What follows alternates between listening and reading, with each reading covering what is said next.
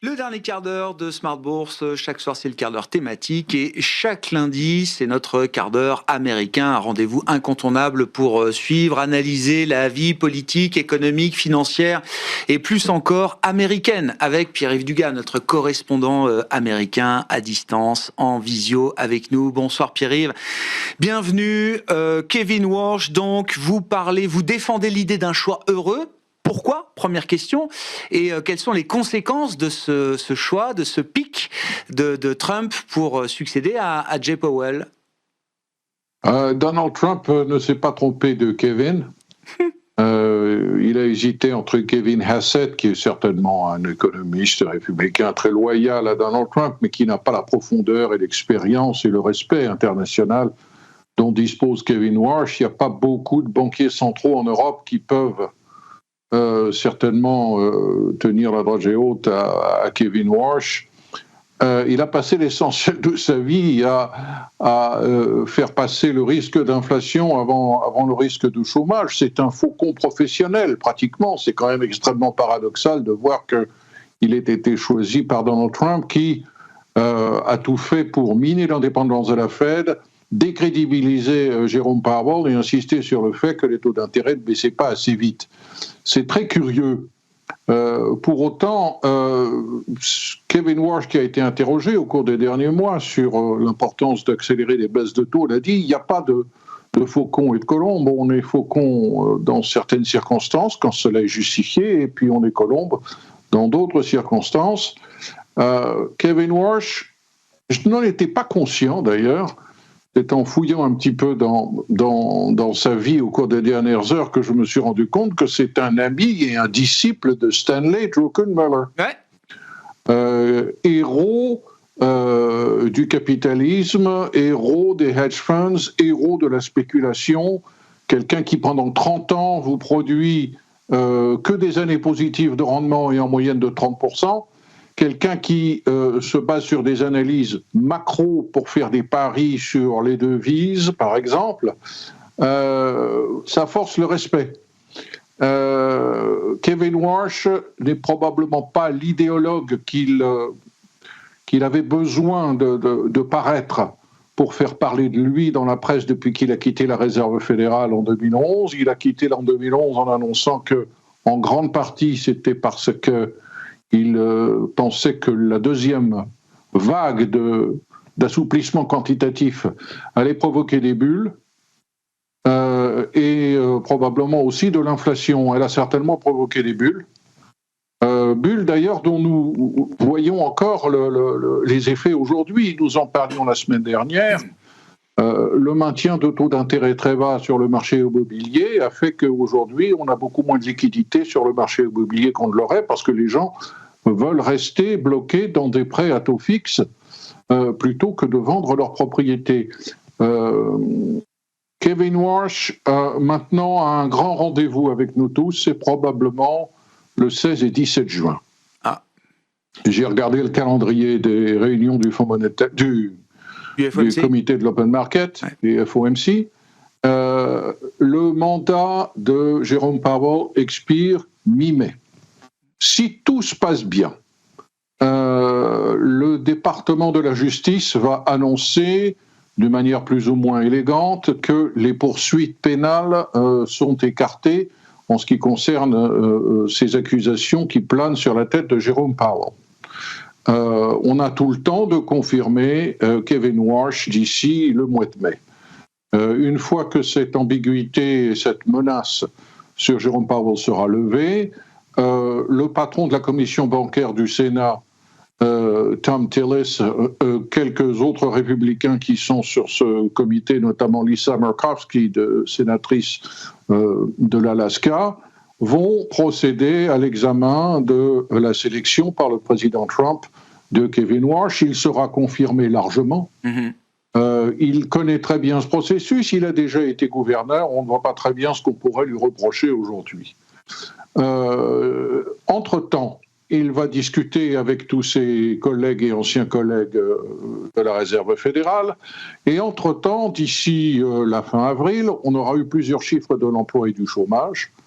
Nous avons une réunion du comité de l'open market le 18 mars, nous en avons une autre le 29 avril, et ensuite il y a celle du 16 et 17 juin. D'ici là, probablement, Kevin Warsh aura pris sera devenu chairman, président du Conseil des gouverneurs. Alors, on le dit souvent, et mais à culpa, le patron de la Fed n'est pas patron de la Fed. On l'appelle patron de la Fed pour aller plus vite. C'est tellement compliqué d'écrire président du Conseil des gouverneurs. Il va devoir, et il a certainement déjà commencé, rencontrer tous ses collègues et discuter avec eux de leurs perspectives, et pas simplement de taux d'intérêt. Il va parler de comment réduire le nombre d'économistes et de mieux contrôler ce que tous ces économistes font à la Réserve fédérale. Kevin Warsh est un ami non seulement de Stanley Druckenmiller, mais c'est un ami de Scott Bessent, le secrétaire au Trésor, qui lui-même est dans la même nébuleuse, qui a travaillé avec George Soros. Tout ça, c'est le même monde. Ce sont des gens qui pensent de la même manière, largement. Et qui, comme l'ont dit nos invités il y a quelques minutes, sont obsédés par le recadrage de la responsabilité de la Réserve fédérale dans les responsabilités monétaires, la restructuration de la Réserve fédérale pour arrêter complètement, et ça avait déjà été fait sous Jerome Powell, toutes ces incursions qui sont si chères, d'après ce que j'ai compris, à la Banque centrale européenne sur l'inclusion, sur le développement durable et tout ça. La Réserve fédérale va s'occuper de politique monétaire, moins probablement, si Kevin Warsh le souhaite, de réglementation bancaire. Mais pour ça, il faut dégager un consensus, et ça ne sera pas automatique. Et il y aura beaucoup de discussions autour de la table et en dehors de la salle avant qu'on arrive à des décisions. C'est sans doute en dehors du champ de la politique monétaire qu'il aura peut-être le plus d'influence. Je suis assez d'accord avec vous sur ce point. Il plaide pour un régime change dans la Fed, au sein de la Fed, en matière de gouvernance. Et là-dessus, il va pouvoir avoir la main, effectivement, sur les différents départements, le staff, la stratégie de communication. Enfin voilà, là, le président, en l'occurrence de la Fed et du Conseil des gouverneurs, peut avoir la main libre. La politique monétaire se définit quand même comme étant encore un consensus au sein du FOMC, de la Réserve fédérale américaine. Avec tout ça, Pierre-Yves, entre Kevin Warsh, le krach des métaux, la situation géopolitique en Iran, on parle beaucoup moins du shutdown qui est en place. Alors, un mini shutdown qui est en place depuis le 31 janvier, donc vendredi à minuit. On en parle assez peu aussi parce que tout le monde estime que c'est un shutdown qu'on va vite voir se terminer, Pierre-Yves.